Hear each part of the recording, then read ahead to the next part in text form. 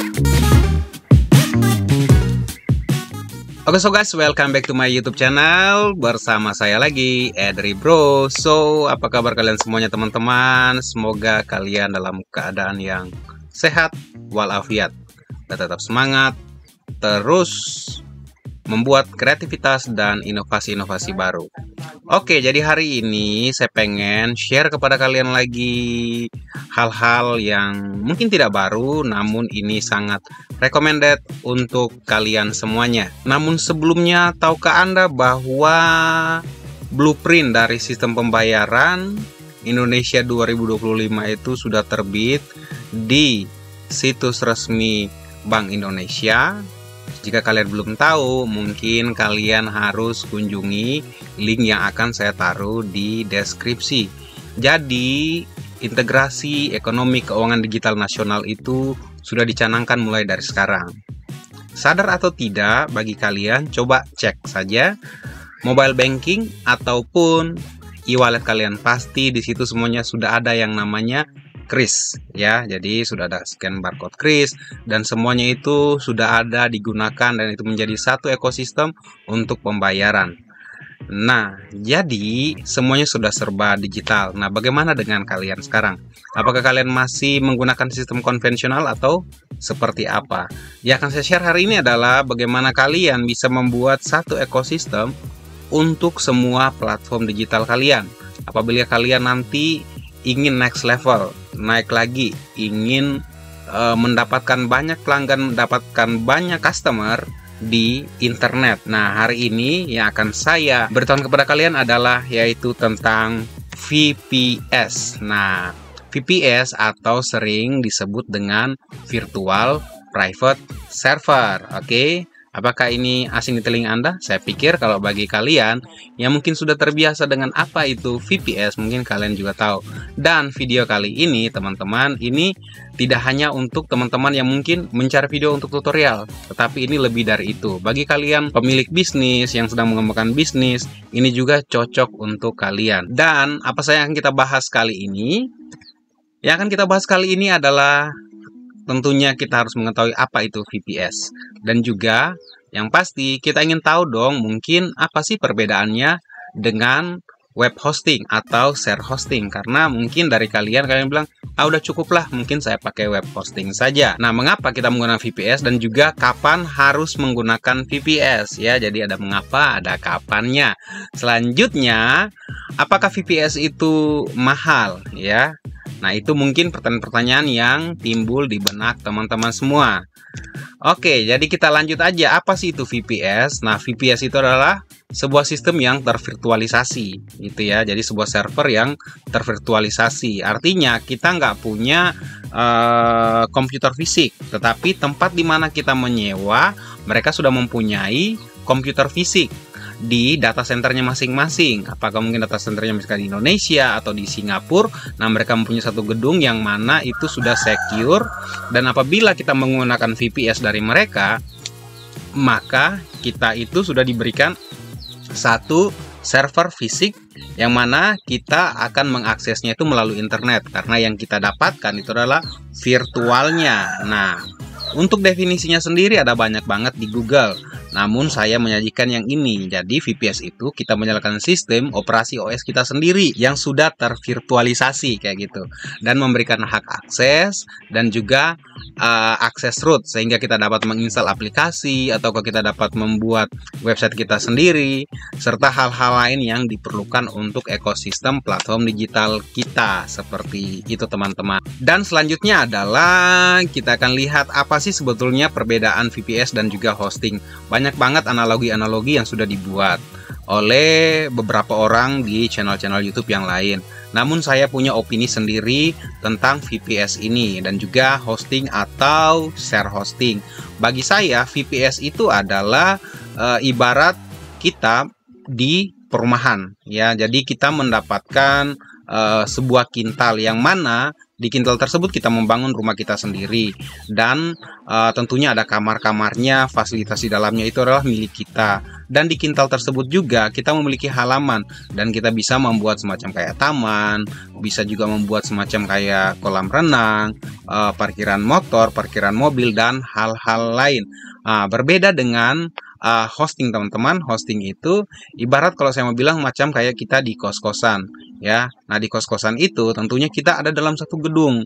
Kita ada di dalam satu halaman. Nah, kintal itu ada gedungnya, ada halamannya. Namun, keseluruhan dari ruangan-ruangan itu bukan milik kita sendiri, melainkan milik orang lain juga yang menyewa petak-petak yang ada dalam gedung itu untuk kos-kosan, seperti itu, teman-teman. Sehingga apabila kalian yang ada di rumah, maka kalian bebas untuk mau lakukan apa saja, ya. Jadi kalian bebas mengatur apa aja. Tapi kalau yang di kos-kosan atau dengan bilik yang kecil, maka kalian tidak dimungkinkan melakukan hal-hal lain, seperti misalnya kalau ada acara di rumah kalian semacam kayak pesta, ulang tahun, atau lain-lain, sehingga kalian mengundang teman-teman kalian datang. Misalnya kalau di rumah mereka mempunyai ruang gerak yang begitu besar, ya, mereka mau ngapain aja. Tapi kalau misalnya di kos-kosan banyak yang datang, kalau mereka pakai kendaraan harus parkirnya di mana, misalnya kayak gitu. Apalagi misalnya kalau halamannya itu sangat kecil, kurang lebih seperti itu ya analoginya. Nah, kenapa pakai analogi ini?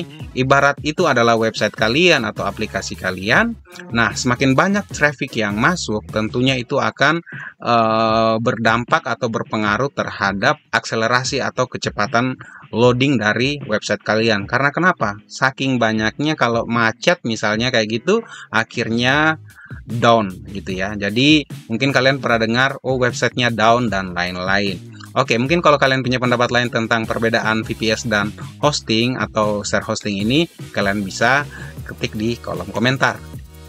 Nah, selanjutnya mengapa sih kita harus menggunakan VPS? Nah, saya udah beritahu tadi, karena VPS ini adalah server virtual yang mana sumber dayanya itu milik kita sendiri dan itu sangat besar sekali.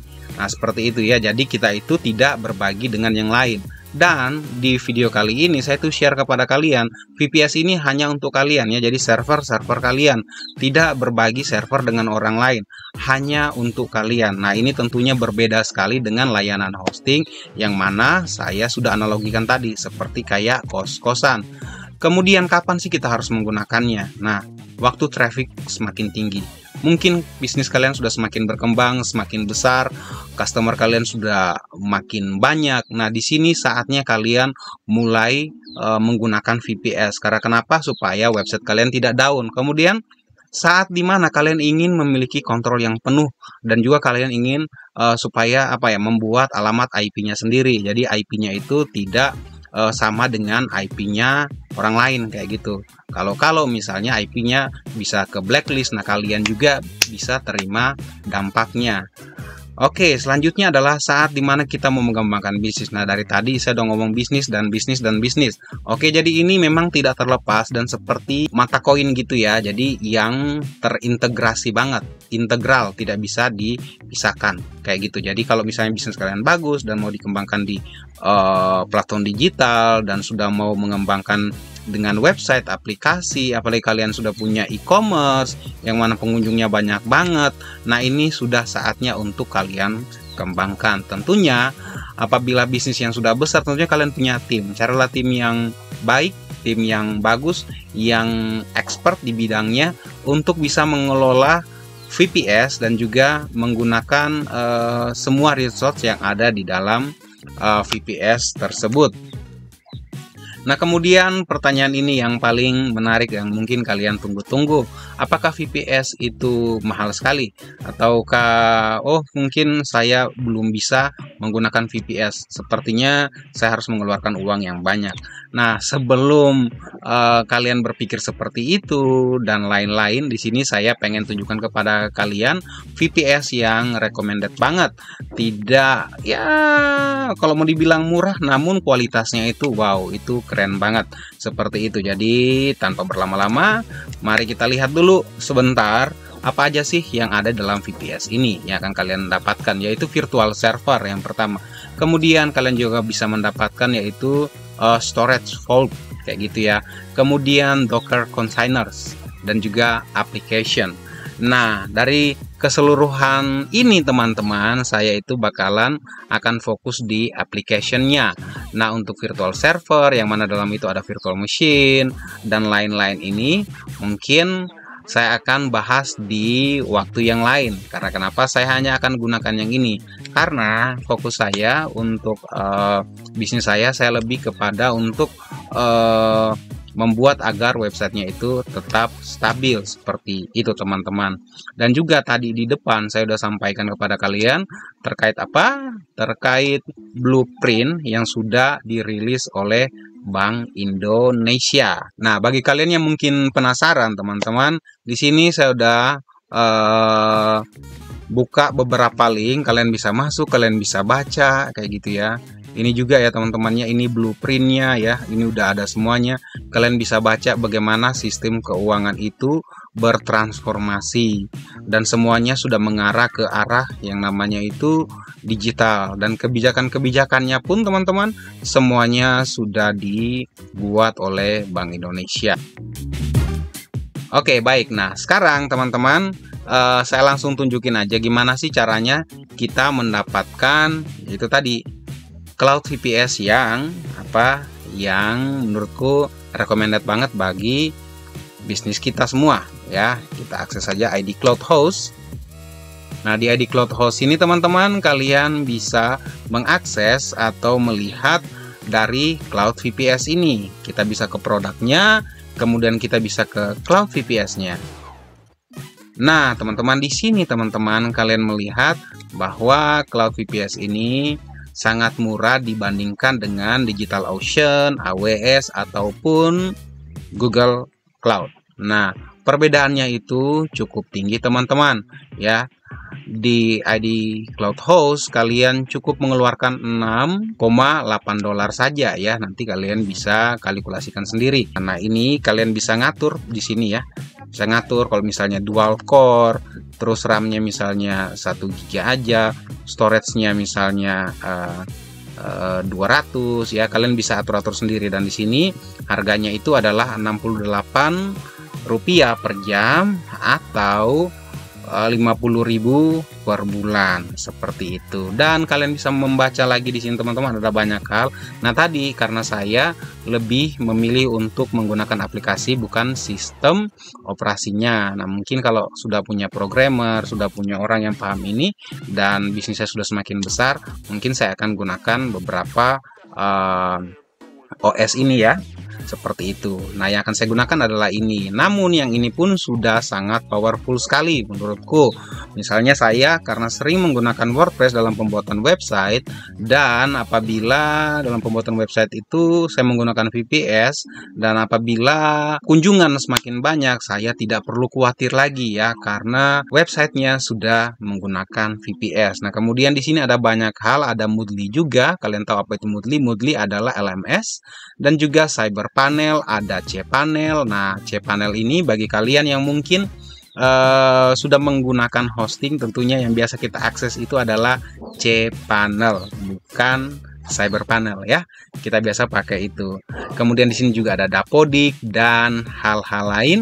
Dan satu lagi itu ada Slims. Slims ini adalah perpustakaan online ya. Dia adalah satu aplikasi open source yang bisa kalian pakai ya. Tapi untuk instalasinya tidak perlu repot-repot lagi untuk melakukan konfigurasi. Karena kenapa? Di VPS ini kalian bisa lakukan satu kali klik dan semuanya beres seperti itu. Dan juga mungkin hal-hal lain kita bisa cek and recheck, karena di sini kalau misalnya kita lihat ada tutorial Dayani ya.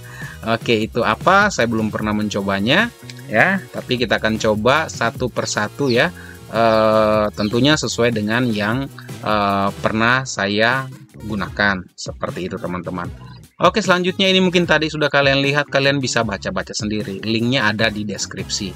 Kemudian di sini juga Powerful Control Panel NIP. Nah, jadi kalian mempunyai kontrol sendiri, itu yang sudah saya bilang tadi ya. Jadi one click deploy. Itu. Kemudian easy manage. Nah, kalian mendapatkan kemudahan untuk memanage. Kemudian powerful IP. Jadi, teman-teman, sebelum saya menggunakan VPS ini, saya sudah pernah mencoba menggunakan yang namanya itu adalah AWS. Nah, AWS ini, teman-teman, sudah pakai dan memang saya sedikit mendapatkan kesulitan. Yang pertama adalah karena saya harus berkomunikasi dalam bahasa Inggris, itu yang pertama. Kemudian saya juga sempat salah memilih paket ya, salah memilih paket sehingga pada bulan berikutnya saya harus mendapatkan tagihan ya lumayan seperti itu, sehingga membuat saya untuk berhenti berhenti karena waduh gimana ya gitu ya, gimana cara ngomong dengan mereka, karena saya bisa conversation aja, dan untuk chatting dan lain-lain ya tentunya pakai Google Translate ya, tapi memang ada sedikit kendala. Jadi ini sudah oke banget. Pertanyaan-pertanyaan yang lain terkait ini semuanya ada di sini, teman-teman. Alasan kenapa harus menggunakan ini semuanya juga ada di sini, teman-teman ya. Jadi nanti kalian bisa buka dan bisa lihat sendiri ya, bisa dibaca-baca semuanya. Dan di sini juga ada untuk live chat, kalian bisa chat sendiri seperti itu. Nah, untuk daftarnya sih sebetulnya gampang banget, teman-teman. Kalian bisa langsung pergi ke konsol sini ya, ke konsol sini ya untuk daftarnya, bukan ke client area ya. Kalau client area itu berarti ke hostingnya seperti itu. Nah, di sini saya udah memiliki akun di sini ya, teman-teman ya. Nah, di sini saya sudah memiliki akun, namun saya belum mempunyai yang namanya itu adalah saldo di sini ya. Nah, apabila kalian yang belum pernah memiliki akun, saya akan coba untuk menggunakan yang lain ya. Misalnya saya akan gunakan yang ini, kemudian kalian akses saja ID Cloud Host. Oke, kemudian kalian bisa ke konsolnya, dan ini daftarnya itu gampang banget, teman-teman.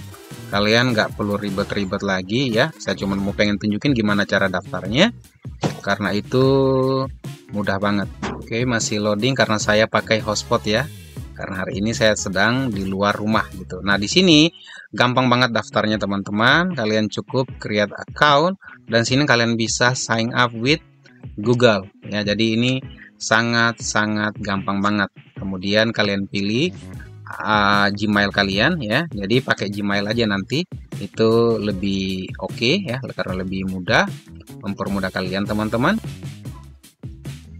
Oke, nah setelah itu silakan teman-teman melengkapi nama ataupun juga masukkan nomor telepon ya, dan juga teman-teman lebih prefer mau menggunakan payment methodnya seperti apa, kartu kredit kah, mau gunakan Mandiri, Permata, CMB Niaga, mau dari ATM bersama, BNI virtual dan lain-lain. Kemudian juga ada e-wallet ya, kayak gitu ya, menggunakan Kris, OVO, Dana. Nah, jadi kalian bisa tambahkan semuanya, dan di sini juga kalau misalnya belum ya, kalian juga nanti bisa add payment methodnya nanti aja gitu pada saat mau membayar ya. Nah, apabila kalian mempunyai kode referral ya, silakan nanti dimasukin aja di sini. Nah, kode referralnya itu yang ada di ID Cloud Host itu adalah Cloud untuk Bangsa. Nah, jadi kalian bisa gunakan ini, kemudian melakukan yang namanya pembayaran, karena dari sana kalian akan mendapatkan gratis yaitu kredit 50.000. Jadi lumayan bukan?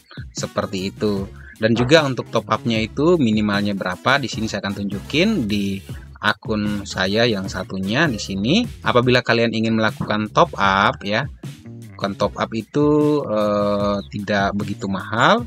Di sini kita akan top up ya, top up your account. Nah, di sini ya, kita lihat di sini dia itu minimal 55.000. Artinya pada saat kalian top up dan menggunakan kode kupon Cloud untuk Bangsa, maka kalian mendapatkan 50.000 lagi ya. Jadi seperti ini, dan juga plus dengan VPN-nya, berarti kita bayar itu 61.050 rupiah. Oke, jangan lupa kita juga bayar pajak karena itu adalah ya, kewajiban kita gitu ya. Oke, kita lanjut sekarang, kita lihat apakah benar-benar murah ini. Nah, kayak gitu kan. Nah, sekarang saya akan akses akun saya yang sudah saya top up tentu saja. Jadi kita aksesnya di konsol di sini. Kemudian saya login aja. Oke, nah sekarang kita udah ada di dashboard yang mana di sini saya sudah melakukan yang namanya top up itu sebesar 100.000 ya. Kemudian di sini ya saldo saya kalian lihat sudah ada. Nah, pada saat kalian masuk di welcome page ya. Saya biasa ngomong kayak gitu. Di sini ya. Jadi di sini hello welcome. Kira-kira seperti itu teman-teman. Nah, di sini kalian bisa melihat ada 3 pilihan. Yang pertama adalah core service, kemudian yang kedua adalah apps catalog, kemudian yang ketiga adalah ada manage service ya. Nah, sebelumnya saya sudah bilang saya hanya akan gunakan yaitu apps catalog teman-teman. Nah, di sini ya ada banyak banget ya yang sudah saya tunjukkan tadi juga di landing page-nya ID Cloud Host. Nah, jadi kalau misalnya kita ingin menggunakan Cyberpanel, Dapodik, dan lain-lain, itu tinggal kita klik dan gunakan saja. Dan tentunya itu akan saya bahas di video yang terpisah. Karena di video ini saya pengen tunjukkan kepada kalian bahwa rupanya di Indonesia pun sudah ada VPS Cloud yang murah dan gampang banget untuk di-manage seperti itu. Nah, di video berikutnya itu saya akan menggunakan cPanel sebagai contoh tutorial bagaimana kita memiliki ya cPanel sendiri ya. Kalau kalian sudah punya hosting, kalian udah pasti familiar banget dengan tampilan dari cPanel. Nah, mari kita coba cPanel ini untuk melihat harganya. Nah, setelah saya memilih cPanel teman-teman, nah di sini kita melihat bahwa yang direkomendasikan kepada kita untuk kita gunakan adalah yang ini ya, 1 CPU, kemudian 1 GB RAM dan besarnya itu adalah berapa? 30 GB disk ya. Ini direkomendasikan karena pada saat kita menyeleksi dia langsung ke sini. Atau mungkin kita bisa pakai ini juga nggak jadi masalah ya. Tapi kalau saya pikir ini aja deh kayak gitu. Dan di sini juga ya kalian bisa buat VPC network kalian. Nah, kemarin sudah buat untuk Cyberpanel. Sebetulnya Cyberpanel pun sudah punya tutorialnya. Kalian bisa cek nanti di atas ini seperti itu. Namun itu di AWS ya. Ini saya buat di sini. Dan tadi kalian udah tahu kan kesulitan saya di AWS seperti apa dan juga harganya ya, perbandingannya seperti apa. Nah, ini gampang banget. Nanti kalian bisa membuat ya, VPC network baru ya atau alamat IP baru di sini dan juga username dan lain-lain. Dan kalian nggak perlu khawatir teman-teman. Kenapa? Karena kalian juga akan dibantu di sini dengan orang-orang yang tentunya expert di bidangnya karena ini milik mereka. Kita menyewa di tempatnya ID Cloud Host seperti itu ya.